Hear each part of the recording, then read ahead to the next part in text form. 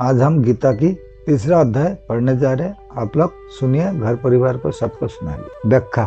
अर्जुन युद्ध नहीं करना चाहते थे।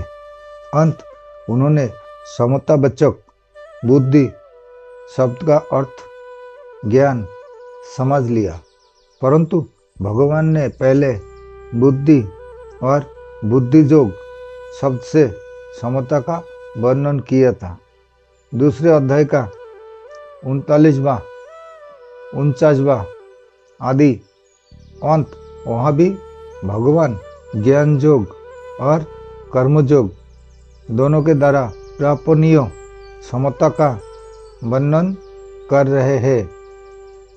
अनग अर्जुन के द्वारा आपने श्रेष्ठ कल्याण की बात पूछी जानी ही उनकी निष्पापता है, क्योंकि आपने कल्याण की तीव्र इच्छा होने पर साधक के पाप नष्ट हो जाते हैं।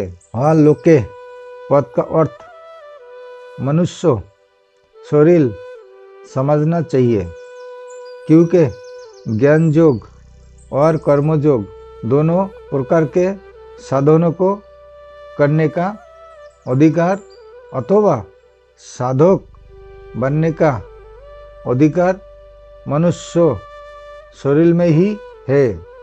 निष्ठा अर्थात समभाव में स्थित एक ही है, जिसे दो प्रकार से प्राप्त किया जा सकता है, ज्ञान योग से और कर्म योग से।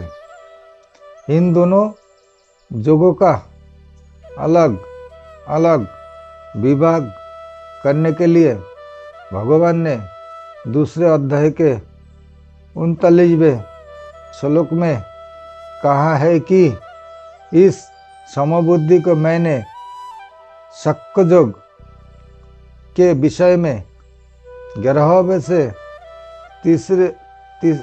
30वें श्लोक तक कह दिया है। अब इसे कर्मयोग के विषय में 39वें से 53वें श्लोक तक सुनो। पूरा पद का अर्थ अनादिकाल भी होता है और अभी से कुछ पहले भी होता है। वह इस पद का अर्थ है अभी से कुछ पहले, अर्थात पिछला अध्याय, जिस पर अर्जुन की शंका है। यद्यपि दोनों निष्ठाएं पिछले अध्याय में अलग अलग कही जा चुकी है, तथापि किसी भी निष्ठा में कर्म त्याग की बात नहीं कही गई है। धार्मिक बात वह भगवान ने दो निष्ठाएं बताई है, साक्ष्य निष्ठा ज्ञान योग और योग निष्ठा कर्म योग। जैसे लोक में दो तरह की निष्ठा है, ऐसे ही लोक में दो तरह के पुरुष है। वे है खर नाशवान संसार और अक्षर अविनाशी स्वरूप। खर की सिद्धि असिद्धि की प्राप्ति अप्राप्ति सम रहना कर्मयोग है, और खर के विमुख होकर अक्षर में स्थित होना ज्ञान योग है। परंतु खर और अक्षर दोनों से उत्तम पुरुष तो अन्य ही है, जो परमात्मा नाम से कहा जाता है। वह परमात्मा खर से तो अतीत है और अक्षर से उत्तम है। अंत शास्त्र और वेद में वह पुरुषोत्तम नाम से प्रसिद्ध है। 15वें अध्याय का 18वां श्लोक ऐसे परमात्मा के सर्वथा सर्वभाव से शरण हो जाना भगवनिष्ठा भक्ति योग है। इसलिए खर की प्रधानता से कर्मयोग, अक्षर की प्रधानता से ज्ञान योग और परमात्मा की प्रधानता से भक्ति योग चलता है। साक्ष्य निष्ठा और योग निष्ठा ये दोनों साधकों की अपनी निष्ठा है, परंतु भगवनिष्ठा साधकों की अपनी निष्ठा नहीं है, कारण कि साक्ष्य निष्ठा और योग निष्ठा में साधक को मैं हूँ और संसार है इसका अनुभव होता है। अंत ज्ञान योगी संसार से संबंध विच्छेद करके अपने स्वरूप में स्थित होता है और कर्मयोगी संसार की वस्तु शरीर आदि को संसार की ही सेवा में लगाकर संसार से संबंध विच्छेद कर, परंतु भगवनिष्ठा में साधक को पहले भगवान है इसका अनुभव नहीं होता, पर उसका विश्वास होता है कि स्वरूप और संसार इन दोनों से भी विलक्षण कोई तत्व भगवान है। अंत वह श्रद्धा विश्वास पूर्वक भगवान को मानकर अपने आप को भगवान के समर्पित कर देता है। इसलिए साक्ष्य निष्ठा और योग निष्ठा में तो जानना विवेक मुख्य है और भगवनिष्ठा में मानना श्रद्धा विश्वास मुख्य है। जानना और मानना दोनों में कोई फर्क नहीं है। जैसे जानना संदेह रहित दृढ़ होता है, ऐसे ही मानना भी संदेह रहित होता है। मानी हुई बात को विचार की संभावना नहीं रहती है। जैसे अमुक मेरी माँ है, वह केवल माना हुआ है, पर इस माने हुए में कभी संदेह नहीं होता, कभी जिज्ञासा नहीं होती, कभी विचार नहीं करना पड़ता।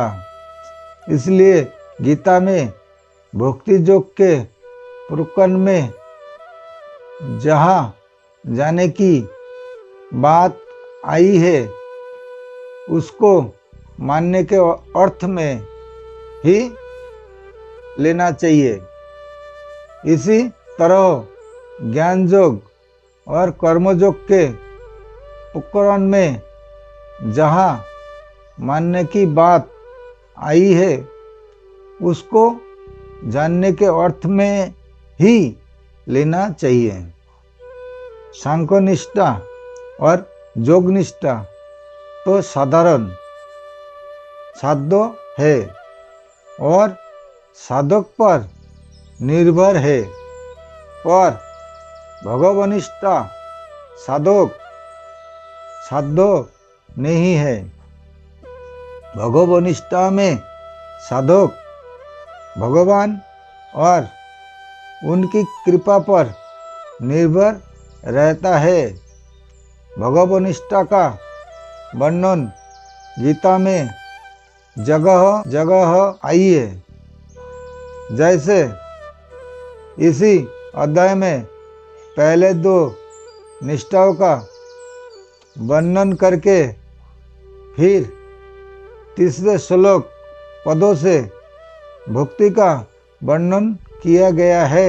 5वें अध्याय में भी दो निष्ठाओं का वर्णन करके 10वें श्लोक में ब्रह्माध्याय कर्माणि और अंत में भुक्तार जगत पचाम आदि पदों से भुक्ति का वर्णन किया गया है इत्यादि।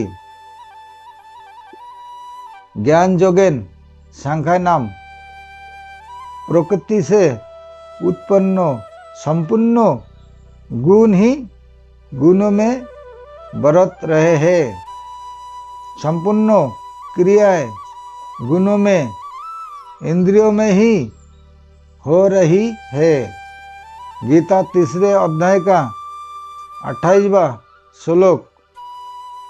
और मेरा इनसे कुछ भी संबंध नहीं है ऐसा समझकर समस्त क्रियाओं में कर्तापन के अभिमान का सर्वथा त्याग कर देना ज्ञान योग है।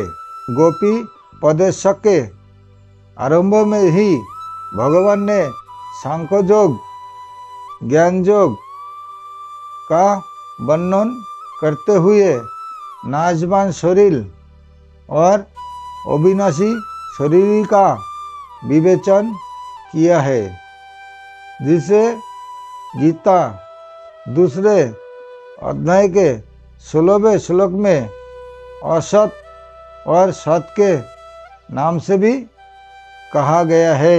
कर्मयोगेन योगी नाम वर्ण आश्रम स्वभाव और परिस्थिति के अनुसार जो शास्त्र विहित कर्तव्य कर्म सामने आ जाए उसको उस कर्म तथा उसके फल में कामना ममता और आसक्ति का सर्वथा त्याग करना तथा कर्म सिद्धि और असिद्धि में सम रहना कर्मयोग है।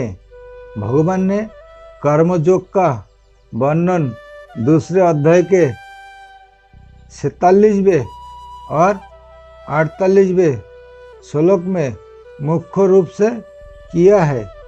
इनमें भी 47वें श्लोक में कर्मयोग का सिद्धांत कहा गया है और 48वें श्लोक में कर्मयोग को अनुष्ठान में लाने की विधि कही गई है।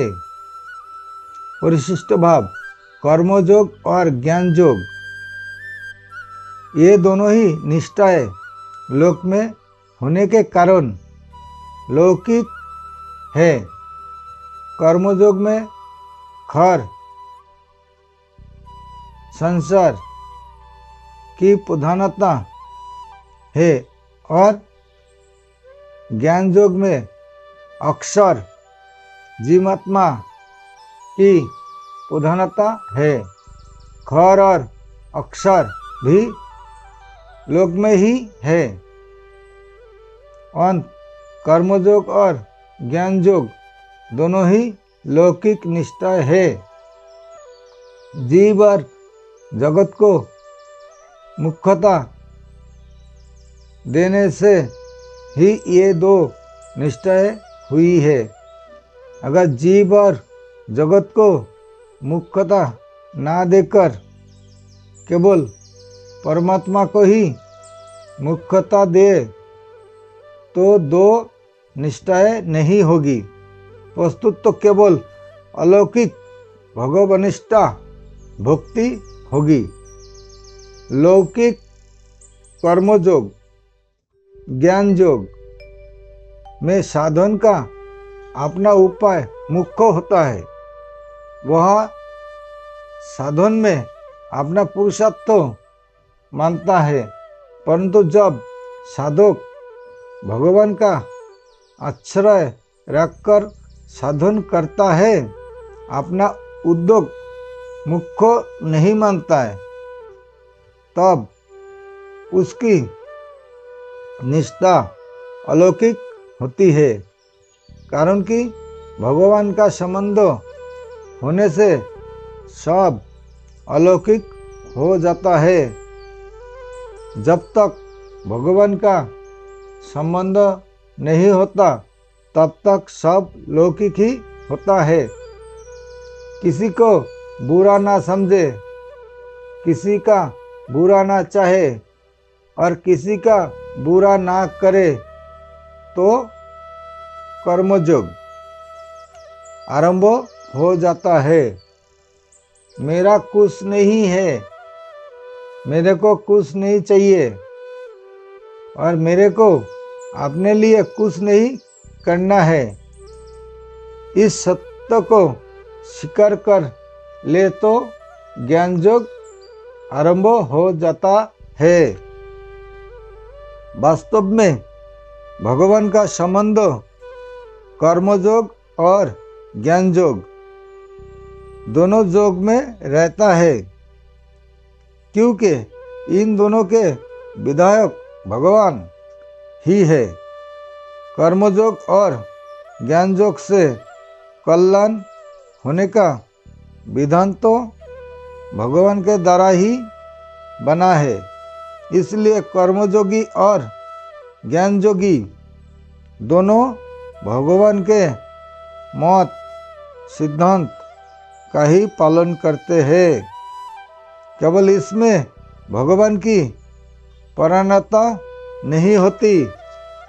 नमस्कार, आज के लिए यहाँ तक ही।